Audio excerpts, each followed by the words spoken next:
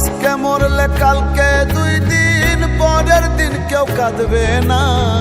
যাদের জন্য করলা কামাই মরলে তারা চিনবে না। আজকে মরলে কালকে 2 দিন পরের দিন কেউ কাঁদবে না। যাদের জন্য করলা কামাই মরলে তারা চিনবে না। থাকতে সময় করো আমল, ঈমান করো খাঁটি। শেষ ঠিকানা তোমার আমার 3.5 হাত মাটি। শেষ ঠিকানা তোমার আমার 3.5 হাত মাটি।